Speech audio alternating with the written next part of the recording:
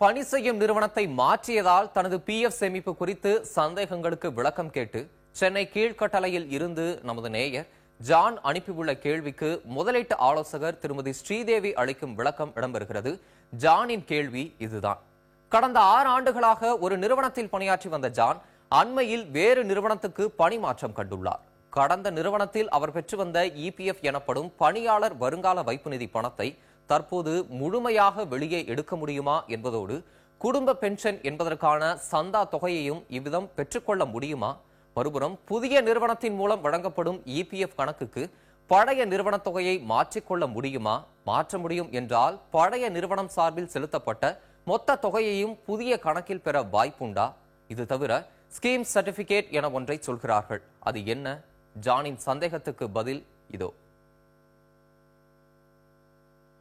பாத்தீங்கன்னா இபிஎஃப்ல உங்களோட account number remains the same, unique ID அப்படின்னு சொல்லிட்டு எம்ப்ளாயர் வில் பி சேஞ்சிங். நீங்க ஒரு கம்பெனில இருந்து இன்னொரு கம்பெனிக்கு போறீங்கன்னா அந்த புது கம்பெனில உங்களோட யூனிக் ஐடியை கொடுத்துட்டீங்கன்னா அந்த ஐடிக்கு அவங்க அந்த அக்கௌண்ட் நம்பருக்கு they will be depositing employer contribution and employee contribution பண்ணிட்டு இருக்காங்க. ஸோ இப்போ அதனால இந்த மாதிரி டிரான்ஸ்ஃபர் அப்படின்றது it has become very simplified. நீங்க ஒரு கம்பெனில இருந்து இன்னொரு கம்பெனி மாறும்போது அந்த டிரான்ஸ்ஃபர் பண்ணினீங்கன்னா உங்களோட எம்ப்ளாயரோட கான்ட்ரிபியூஷன், அதோட இன்ட்ரெஸ்ட், உங்களோட கான்ட்ரிபியூஷன், அதோட இன்ட்ரெஸ்ட் எல்லாமே டிரான்ஸ்ஃபர் ஆயிடும். அதுல எந்த ப்ராப்ளமும் கிடையாது.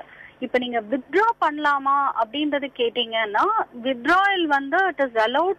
இப்ப நீங்க ஒரு ஜாப் விட்டு இன்னொரு ஜாப் போறதுக்கு முன்னாடி ஒரு 60 டேஸ்க்கு எனக்கு வேலை எதுவும் இல்ல 60 டேஸ்க்குள்ள நான் I am not going to join the PF system அப்படின்ற பட்சத்துல மட்டும்தான் இபிஎஃப் வித்ட்ராயல் இஸ் அலௌட்.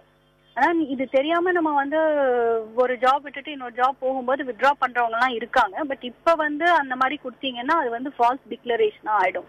இன்னொரு கம்பெனில ஜாயின் பண்ண போறீங்க அப்படிங்கும்போது unique ID will be the same. PF சிஸ்டம்ல நீங்க 5 இயர்ஸா இருக்கீங்க அப்படின்னா 5 இயர்ஸ்க்கு மேல இருந்து நீங்க பிஎஃப் வித்ட்ராயல் பண்றீங்கன்னா அது tax free.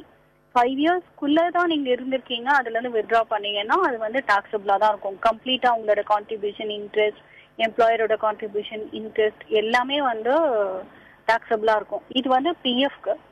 Employer pension scheme ஒன்று இப்ப 1250 rupees போல டிடக்ட் பண்ணிட்டு இருக்காங்க இல்லையா? ஸோ அது நீங்க எடுக்க முடியாது.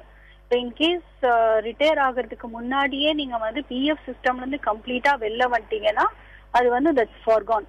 அப்படி இல்லாம நீங்க ரிட்டையர் ஆகுறீங்க அப்படின்னா அந்த டைம்ல உங்களுக்கு 10 இயர்ஸ்க்கு மேல ஒர்க் பண்ணிருக்கீங்க அப்படின்ற பட்சத்துல you will be able to get some pension. இப்போ அந்த 1000 rupees சொல்லிட்டு இருக்காங்க. பட் அந்த கான்ட்ரிபியூஷனே 1250 மாத்தினதுனால கொஞ்சம் ஒரு 1500 rupees பென்ஷன் வர்றதுக்கு சான்சஸ் இருக்கு. மினிமம் 10 இயர்ஸ் ஒர்க் பண்ணினா you will get this pension.